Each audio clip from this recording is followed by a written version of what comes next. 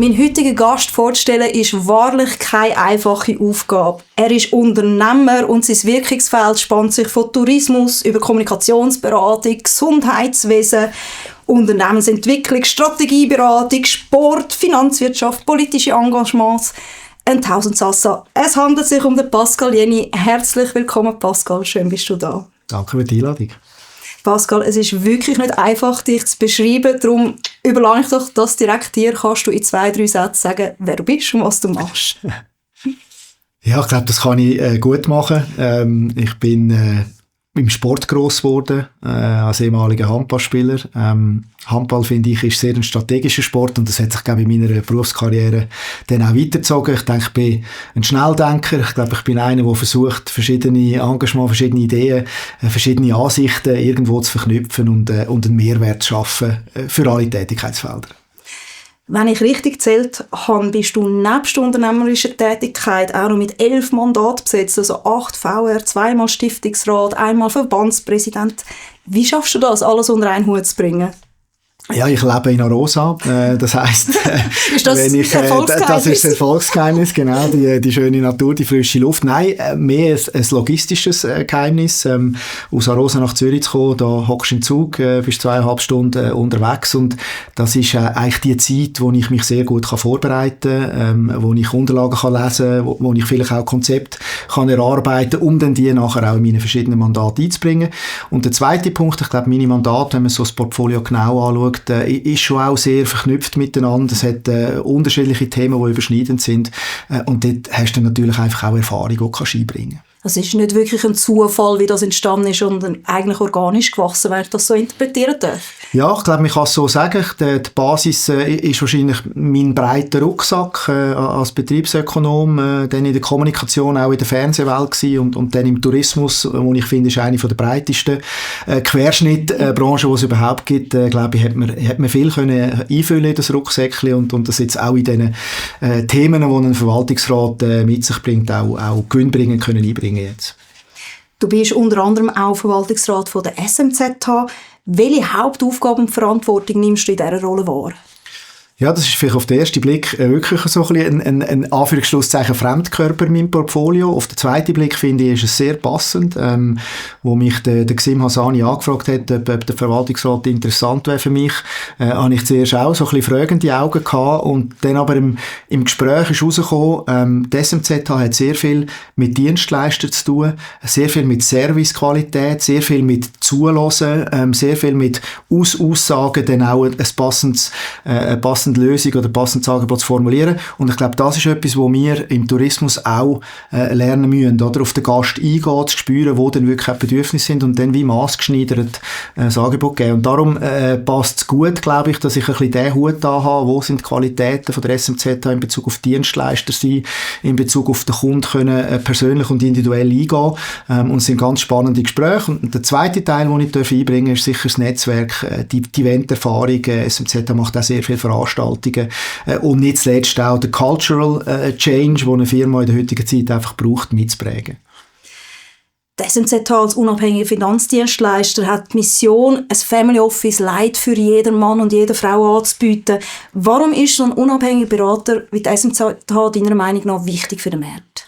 Ich glaube, Punkt 1 ist, der Markt bietet so viele Optionen, so viel Angebot, so viel Produkt und du brauchst jemanden, der dich begleitet, um das Richtige für dich herauszufinden. Ich habe das ganz persönlich auch in unserer Familie mit der SMZH dürfen machen und bin sehr glücklich mit dem Resultat. Zweiter Punkt, glaube ich, es braucht in dieser Vielfalt von Angeboten auch Fachleute, die sich mit dem auseinandersetzen, die in jedem spezifischen Thema von der Finanzdienstleistungen wissen, welche Produkte sind jetzt auch die performen, welche sind die, wo man genauer anschauen muss. Ich glaube, da kann sich die SMZH sehr abheben. Und der dritte Punkt, und das ist so der mich am meisten begeistert, SMZH ist heute eine Community. SMZH tauscht sich wirklich aus mit ganz unterschiedlichen Branchen, Firmen und Individuen und das finde ich, das ist sehr gewinnbringend auch für die Finanzbranche.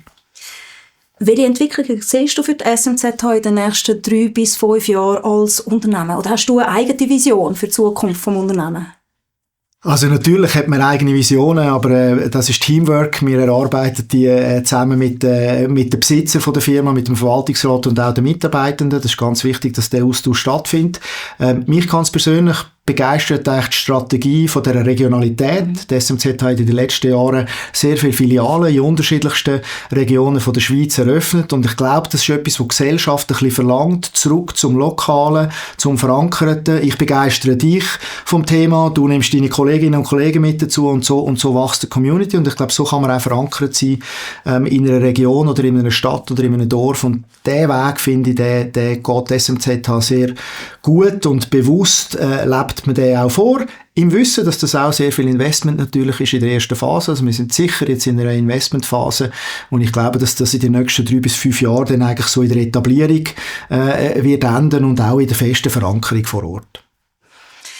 Ich möchte das Thema ein bisschen wechseln. Ich habe es eingangs erwähnt, du hast enorm viele Tätigkeiten und man kennt dich vor allem eigentlich für die Tourismusdestination Arosa. Heute reden wir mal absichtlich nicht über das, sondern du hast unter anderem eine Beratungsagentur There for You gegründet. Kannst du uns in ein paar Sätzen sagen, was für eine Dienstleistung ihr anbietet? Ja, das kann ich sehr einfach machen. Wir sind ein Begleiter für Nachhaltigkeit. Wir definieren Nachhaltigkeit aber nicht nur als grün oder nur Ökologie, was heute so im Volksmund ja die Haltung ist, sondern wir definieren Nachhaltigkeit als Zukunftsfähigkeit von Unternehmen, von auch Mitarbeitenden im Bereich von der Ökonomie. Also, wo lohnt es sich auch? Wo gibt es echt einen finanziellen oder einen inhaltlichen Mehrwert? In Bezug auf Soziale. Wir haben heute ganz andere Vorstellungen von wie arbeiten wir, wie leben wir miteinander, noch schon an die nächsten Generationen denkt. Und im dritten Bereich auch die Governance, was heute ein bisschen unterschätzt wird im Markt. Also ich muss als Unternehmen von oberster Stelle mich wirklich dazu committen, nachhaltig mein Businessmodell oder meine Unternehmung weiterzuentwickeln und dann kann es auch Erfolg haben.